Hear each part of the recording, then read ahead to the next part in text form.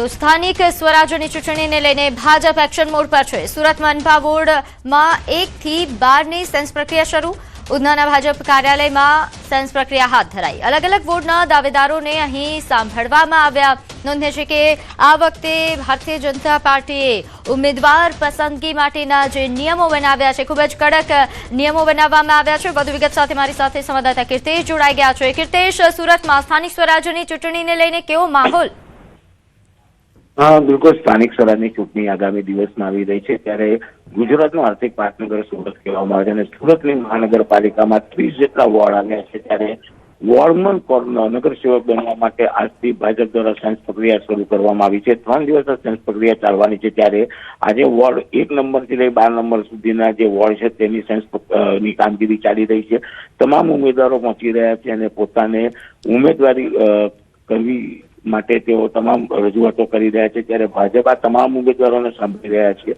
કહી શકાય કે 3 દિવસની સાયન્સ પ્રક્રિયા છે। 30 વોર્ડ છે, જો કે અત્યાર સુધી ટિકિટને લઈ કોઈ તકરાર જોવા નથી મળી, પણ કહી શકાય કે વોર્ડ 1 ઉમેદવાર 4 અને એક એક વોર્ડમાંથી 40 થી 50 લોકો દાવેદારી કરી રહ્યા છે ત્યારે ભાજપ માટે કોને ટિકિટ આપવી તે પણ એક સૌથી અઘરો સવાલ છે, કારણ કે નગર સેવકની આ ચૂંટણી હોય અને 30 વોર્ડમાં આટલા બધા લોકો દાવેદારી માટે એક પછી કાર્યાલય પર પહોંચી રહ્યા છે।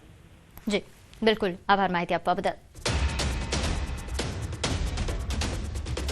તો તરફ દાહોદ જિલ્લામાં સ્થાનિક સ્વરાજ્યની ચૂંટણીને લઈને ભાજપ દ્વારા તૈયારીઓ તેજ કરવામાં આવી છે। આજથી ઇચ્છુક ઉમેદવારોની સેન્સ લેવાની પ્રક્રિયા સત્તાવાર રીતે શરૂ કરવામાં આવી।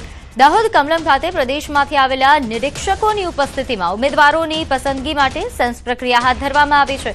જિલ્લામાં આવેલા 11 તાલુકા અને 1 નગરપાલિકાના ઉમેદવારો માટે આ પ્રક્રિયા ખૂબ જ મહત્વપૂર્ણ ગણાઈ રહી છે। આ સમગ્ર પ્રક્રિયા આગામી 3 દિવસ સુધી સતત ચાલવાની છે, જેમાં મોટી સંખ્યામાં કાર્યકરો અને ઇચ્છુક ઉમેદવારો હાજરી આપી રહ્યા છે। અમારા ભારતીય જનતા પાર્ટીમાં સેન્સ લેવાની પ્રક્રિયા આજથી ચાલુ થાય છે। તે 3 દિવસ ચાલશે। 31 પહેલી અને 2 તારીખ સુધી આ પ્રક્રિયા ચાલશે।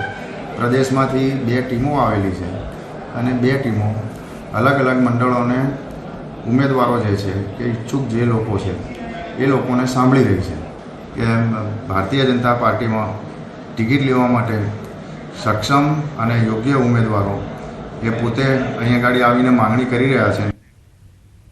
તો આ તરફ ગીર સોમનાથમાં ચૂંટણી પહેલા રાજકારણમાં ગરમાવો આવ્યો છે। જિલ્લા કોંગ્રેસને ફટકો પડ્યો। ઘુસિયા જિલ્લા પંચાયતના સભ્ય ભાજપમાં જોડાયા। બાલુભાઈ વાજા કોંગ્રેસ છોડીને ભાજપમાં જોડાયા છે। આ ઉપરાંત તાલાલા તાલુકા કોળી સમાજના અગ્રણી બાલુભાઈ વાજા છે, જેમને ધારાસભ્ય ભગવાન બારડની સાથે એમની હાજરીમાં ભાજપમાં તેઓ જોડાયા છે। નોંધનીય છે કે હાલ સ્થાનિક સ્વરાજ્યની ચૂંટણીને લઈને રાજ્યભરમાં રાજકારણમાં ગરમાવો છે, પરંતુ ગીર સોમનાથ કે જ્યાં ચૂંટણી પહેલા હાલ જે પક્ષ પલટાની જે શરૂઆત છે, સિઝન છે, તેની શરૂઆત થઈ ચૂકી છે। તો એપ્રિલની શરૂઆત થતાં જ મોંઘવારીનો માર। 19 કિલોના કમર્શિયલ એલપીજી સિલિન્ડરના ભાવમાં વધારો નોંધાયો। પ્રતિ સિલિન્ડર 218 રૂપિયા સુધીનો વધારો નોંધાયો છે। નવા ભાવ આજથી જ અમલમાં આવશે। ઘરેલું એલપીજી સિલિન્ડરના ભાવમાં કોઈ ફેરફાર નથી।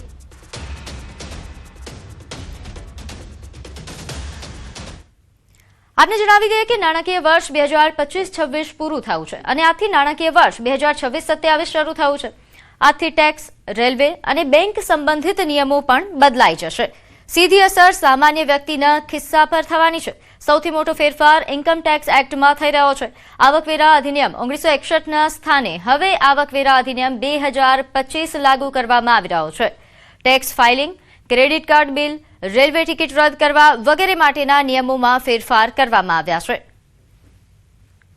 નોંધનીય છે કે ઘણા નિયમો છે કે જેમાં ફેરફાર કરવામાં આવ્યા છે। ખાસ કરીને જો વાત કરવામાં આવે રેલવેના ઘણા એવા નિયમો છે જેમાં ફેરફાર કરવામાં આવ્યો છે। આ ઉપરાંત વાહન સંબંધિત પણ ઘણા ફેરફાર કરવામાં આવ્યા છે। સાથે આપણે એ પણ જણાવી દઈએ કે પીએફ સંબંધિત જે ફેરફાર થઈ રહ્યા છે તેના કારણે પીએફ નું જે પ્રમાણ છે તે વધારવામાં આવ્યું છે, જેના કારણે લોકોના પગાર પર હવે અસર થશે। તો પ્રીમિયમ પેટ્રોલ અને ડીઝલના ભાવમાં ફરી વધારો નોંધાયો છે। પ્રીમિયમ પેટ્રોલમાં પ્રતિ લીટર 11 રૂપિયાનો વધારો, તો પ્રીમિયમ ડીઝલમાં પ્રતિ લીટર ₹1.5 વધારો થયો છે।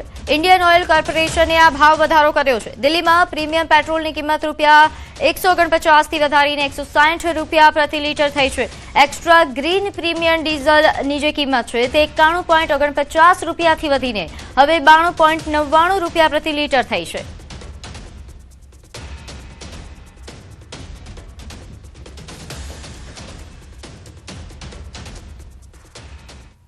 તો હવે વાત કરીએ પાણીના પારાયણની।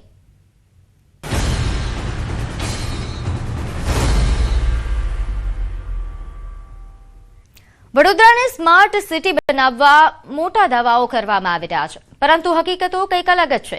શહેરના પંડ્યા બ્રિજથી નવાયાર્ડ સુધીના વિસ્તારોમાં છેલ્લા 10 દિવસથી પીવાના પાણી માટે લોકો હાહાકાર મચાવી રહ્યા છે।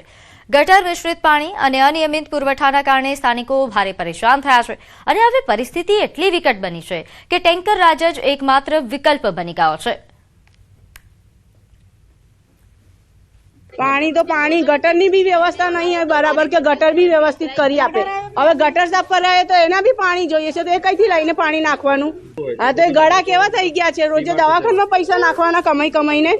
बहुत भैया हम लोग 1 हफ्ता से ऊपर हो गए, नहाए नहीं हम लोग।